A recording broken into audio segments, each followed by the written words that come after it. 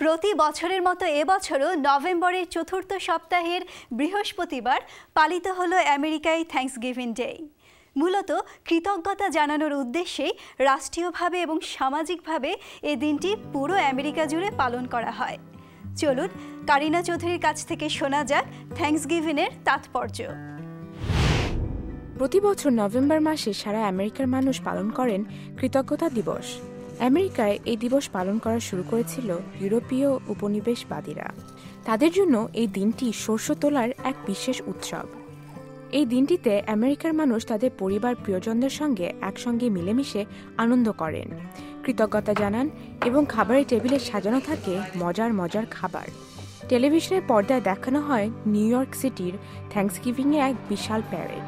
চিরাচরিতভাবে এই প্যারেড শুরু হয় 1920 সাল থেকে। প্যারেডে থাকে নানা ধরনের সাজসজ্জা গাড়ির বাহার, রং বেরঙের বেলুন, আর তাদের সঙ্গে আসর মাতিয়ে রাখেন ক্লাউনের দল। প্রতি বছর হাজার হাজার দর্শক এই প্যারেড উপভোগ করেন।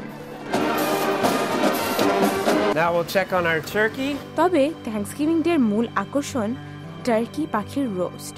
তার সঙ্গে থাকে আরও সুস্বাদু খাবার। From my family to yours, I'd like to wish you a happy Thanksgiving. এই দিনে আমেরিকার প্রেসিডেন্টও তার পরিবারের সঙ্গে ব্যস্ত থাকেন। থ্যাঙ্কসগিভিং এর আর একটি মজার ঘটনা হচ্ছে হোয়াইট হাউসে প্রেসিডেন্ট নিজেই একটি টার্কিকে মুক্তি দেন। পার্ডনিং অফ দ্য টার্কি ঐতিহ্যবাহী ধারায় প্রেসিডেন্ট একটি টার্কি পাখিকে বেছে নিয়ে তাকে ছেড়ে দেন। তাকে আর খাবারের টেবিলে দেখা যাবে না। এইসব আনন্দের মাঝে মানুষ তাদের পরিবার বন্ধু বান্ধবকে কৃতজ্ঞতা জানাতে ভোলেন না। Kareena Chowdhury, voice of America.